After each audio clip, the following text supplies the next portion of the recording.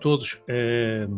Pediu-me o professor Fernando Afonso que eu vos falasse um pouco da minha leitura, da minha experiência, da minha relação com este livrinho de José Landino Vieira intitulado Luanda.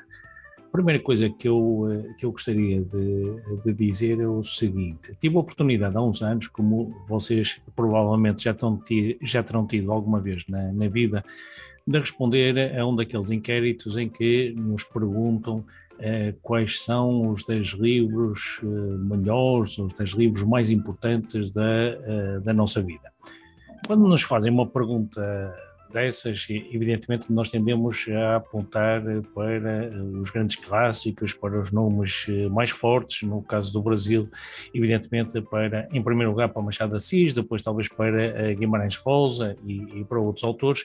No caso de Portugal, tendemos a apontar naturalmente para Camões, para Fernando Pessoa, para José Saramago.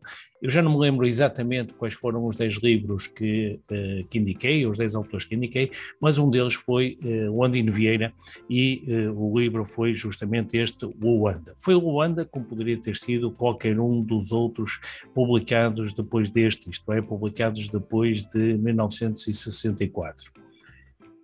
E porquê?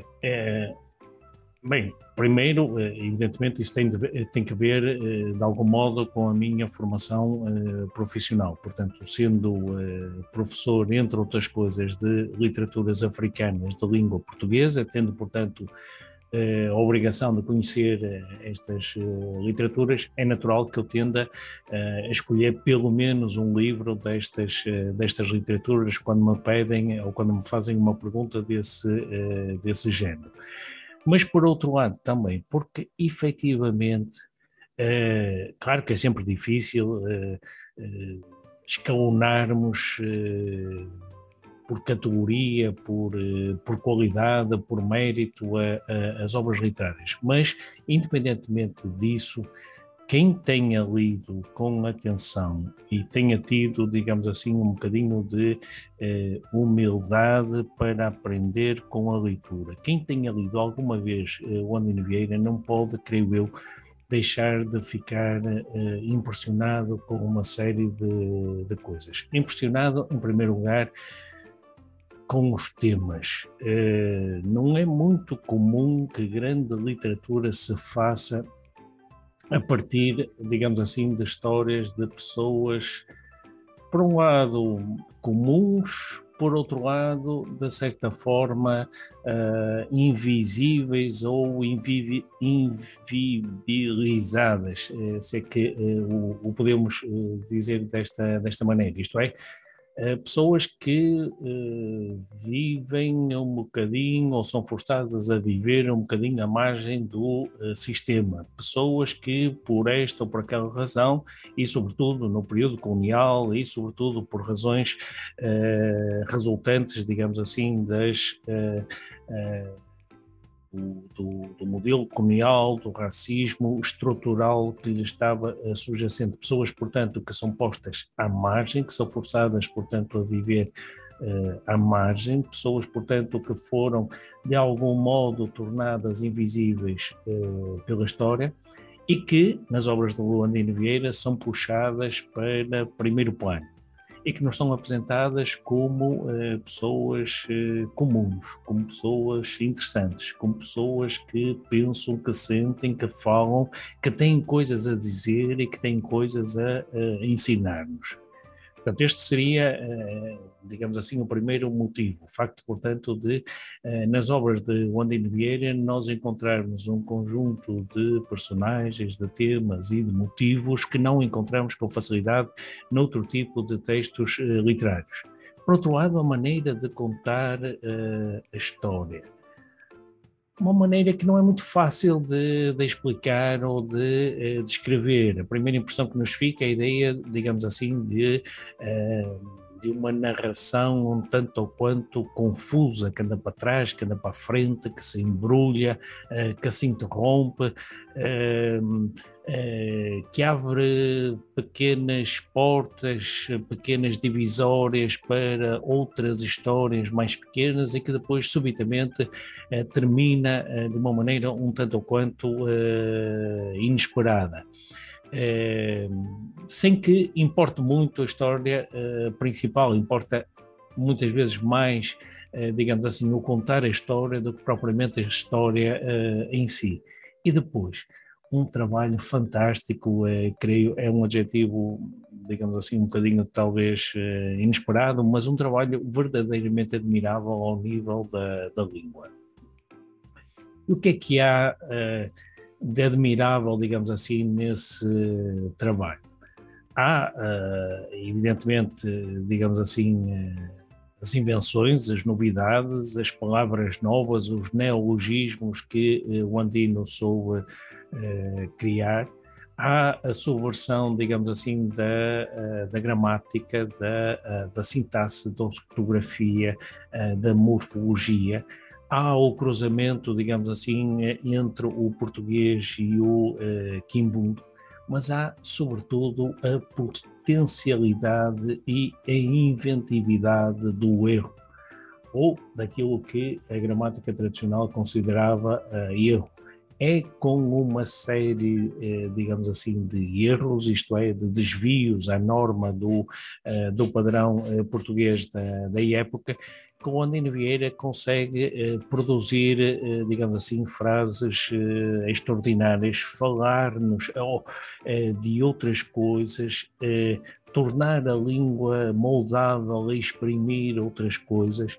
E, portanto, saímos de qualquer livro de Andino Vieira e, concretamente, deste Luanda, um pouco mais ricos também na nossa qualidade de falantes de português. Portanto, foi basicamente por este conjunto de razões que, nesse inquérito a que eu fazia referência há pouco, eu apontei Luanda como um dos 10 livros da minha vida, ou como um dos 10 livros mais importantes da língua portuguesa. Sabem vocês, certamente, o professor Fernando Afonso vos falou disso, que este livro também é importante, digamos assim, do ponto de vista histórico. É um livro que foi publicado em 1964, numa altura em que o autor já estava preso, acusado, digamos assim, de atividades contra a segurança do Estado, acusado, portanto, de ser um terrorista. Ele que, como vocês sabem, em toda a sua vida foi um homem sempre pacífico, creio eu que nunca pegou numa arma, a não ser quando cumpriu o serviço militar, e que lutou sim, mas lutou no plano nas ideias, no plano político, no plano cívico, pela independência do seu país, mas sem nunca ter cometido qualquer atentado terrorista. De resto, numa altura em que Angola estava em guerra contra a potência colonial, Portugal, seria, creio eu, incorreto, mesmo do ponto de vista jurídico, falar-se em terrorismo para designar qualquer atividade, portanto, no quadro dessa guerra. Mas, seja como for, dizia eu que quando o livro foi publicado em 1964, o Andino Vieira estava preso, e o livro foi publicado na sequência de um prémio promovido, portanto, por um jornal local de Angola, o prémio Mota Veiga, cuja recompensa, portanto, era, para além de um pequeno valor pecuniário, a publicação da obra. Portanto, este livrinho, Luanda, saiu porque o Andino Vieira pediu à sua esposa que enviasse um conjunto de 3 contos ao jornal, e o júri, portanto, do prémio considerou, portanto, essa obra, esse conjunto de 3 contos como merecedor do prémio, e na sequência do prémio o livro veio a ser publicado. A história poderia ter ficado por aí, mas não ficou. No ano seguinte, a obra é submetida a concurso em Lisboa, por iniciativa de Alexandre Pinheiro Torres, um escritor, crítico português, que, digamos assim, faz chegar a obra ao júri do prémio, de um prémio de novelística promovido pela Sociedade Portuguesa de Escritores, e na sequência, portanto, desse concurso e da atribuição do prémio à obra, há uma pequena agitação, uma pequena revolução, digamos assim, na sociedade portuguesa, que nesta altura vive em ditadura, sob o regime, portanto, de António Salazar. A partir de uma certa altura, os jornais trazem a notícia de que a Sociedade Portuguesa de Autores atribuiu um prémio a um escritor terrorista. Ora, isso gera, portanto, um conjunto de ondas de choque, certamente encenadas, certamente promovidas pelo regime. Durante 2 semanas, todos os jornais trazem notícias, abaixo-assinados, artigos de protesto contra a atribuição do prémio a um terrorista. E no final desse mês, a própria sociedade promotora do prémio acabará por ser encerrada e o caso adquirir, portanto, contornos mais graves. Acaba por obter também alguma repercussão internacional e, portanto, gera, de certo modo, um efeito boomerang, isto é, acaba por atingir o regime português, que passa a ser, digamos assim, alvo da imprensa internacional e de uma série de organizações internacionais. Isto, portanto, para dizer que este livro, para além, digamos assim, de um grande livro de literatura, é também, digamos assim, um documento histórico, documento de uma época da sociedade angolana e da sociedade portuguesa, um marco, digamos assim,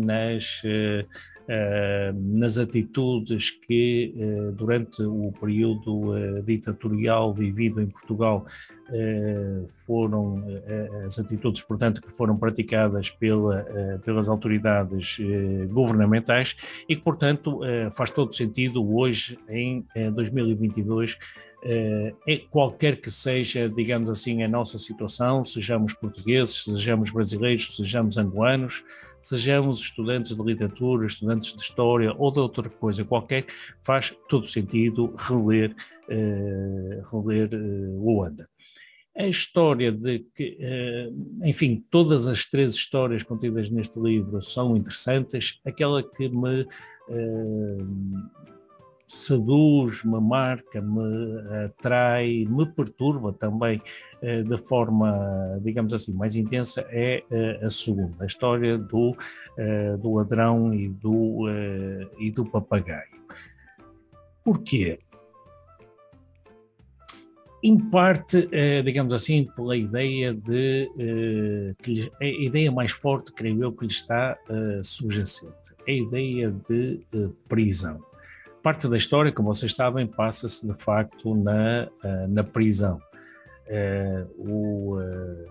Um dos ladrões dos patos, portanto, o Almalino dos Reis, está preso. A história começa dessa maneira e, a certa altura, outra personagem se junta a ele, Garrido, o tal Camtuta, o tal jovem,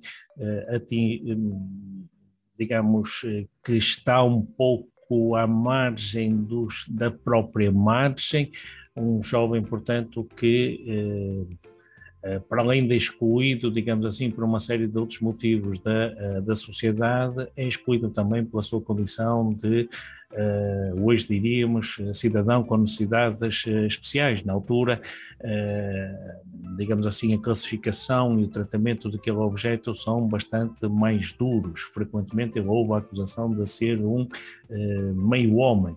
E meio-homem, porquê? Por ter um problema, por ter uma deficiência, por ter uma particularidade física que não é completamente esclarecida no texto, mas que nós percebemos ser resultante de uma doença hoje praticamente erradicada, mas que na altura marcava ainda muito a vida em muitos países, a poliomielite.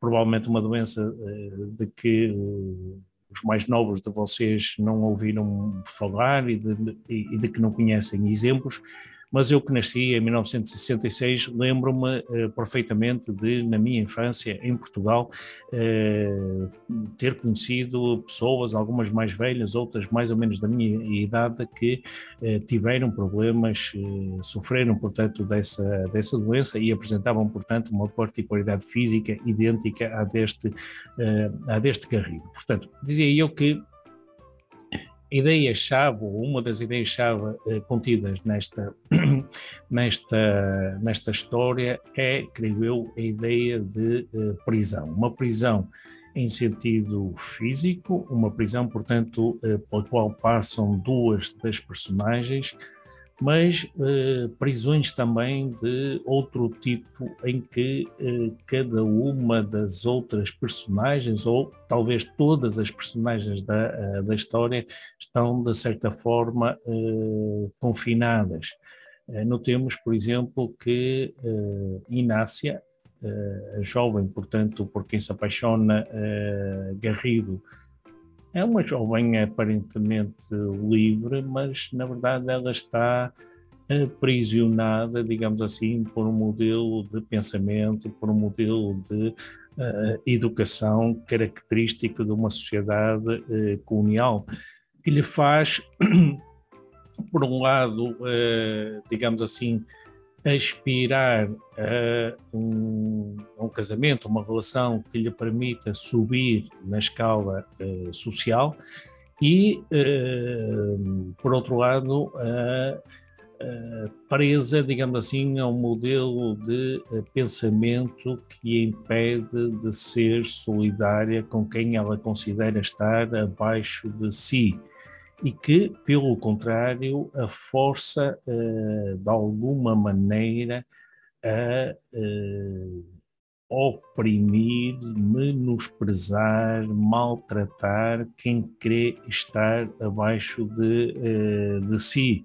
Por outro lado, João Via Rápida está preso, digamos assim, no seu passado, está preso na sua memória traumática, incapaz, portanto, de se relacionar com os outros corretamente, incapaz de prestar, digamos assim, solidariedade ao outrem, e, portanto, nós vemos que esta ideia, digamos assim, é interessante e não está ao alcance, digamos assim, creio eu, de qualquer escritor. A ideia, digamos assim, de escrever um conto sobre prisão, nos seus diversos sentidos, creio eu que terá resultado em grande medida da experiência pessoal do próprio Landino Vieira, que desde 1959 passa também por experiências prisionais em diversas cadeias e vai percebendo, digamos assim, o que significa estar preso. Tanto estar preso atrás das grades, quanto estar preso em si mesmo, estar preso no modelo de pensamento, estar preso no modelo de sociedade. Por outro lado, há uma outra ideia, digamos assim, muito forte neste texto, nesta história, sobre a qual, aliás, eu já escrevi, que é a ideia, digamos assim, de vergonha. Se nós pensarmos bem, todas as personagens passam por momentos de vergonha. Vergonha, digamos assim, em sentidos diversos. Garrido tem vergonha, digamos assim, do seu problema físico, autolimita-se na relação com os outros, sobretudo na relação com as outras, por causa dessa vergonha que sente. O Amelino dos Reis sente-se envergonhado por ter levantado um falso testemunho, por ter incriminado falsamente Garrido. João Via Rápida sente vergonha, por um lado, do seu passado, do acidente de trabalho que causou, mas sente vergonha também, digamos assim, da atitude que toma para com Garrido. Em certos momentos, Inácio envergonha-se também das atitudes que toma perante Garrido, e, portanto, este sentimento de vergonha, uma vergonha que às vezes funciona, digamos, como uma espécie de espelho, acaba por ser um pretexto interessante para nós, leitores, pensarmos também sobre nós, sobre as nossas vergonhas, sobre a forma como lidamos com os outros, sobre a forma como muitas vezes multiplicamos esta ideia de prisão ou de falta de solidariedade para com os outros. Por outro lado, esta história é também para mim particularmente interessante, digamos assim, pela visão marxista suave, se assim lhe podemos chamar, por uma espécie de marxismo evangélico que contém. Com muita facilidade podemos analisá-la de acordo com os princípios do marxismo. Vemos aqui a questão das classes sociais, vemos aqui a questão das barreiras sociais, vemos aqui a relação entre as estruturas de produção, a organização social, as formas de pensamento, vemos aqui a questão da luta de classes, vemos aqui a questão, digamos assim, da alienação, mas vemos também aqui o princípio da solidariedade, da paz, da compreensão, de uma certa fraternidade, expresso, digamos assim, da maneira mais simples, e é aquela, portanto, que serve para encerrar o livro, com a chamada para a mesa, com a partilha da comida, ou em momentos anteriores com a partilha ou com a oferta de um cigarro. E é isto também, de certa forma, que torna esta história interessante, o modo como, digamos assim, toda a tensão acumulada, toda a amargura acumulada se dissolve como por encanto perante a chamada para a mesa, perante a partilha da comida, pouco importante que as pessoas estejam ou não em situação de encarceramento. A comida, como a partilha de um cigarro, constituem, digamos assim, um momento de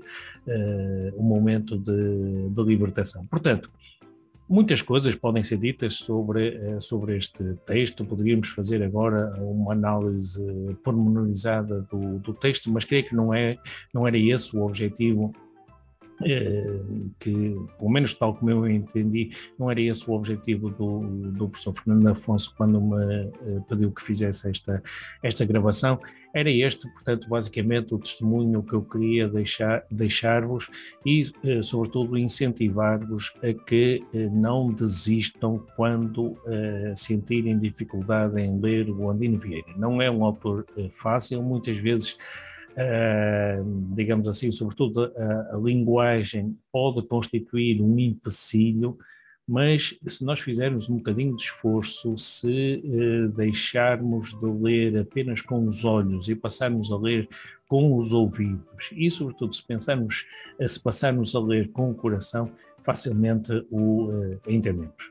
Muito obrigado pela vossa atenção, foi um prazer estar convosco. Bom dia a todos.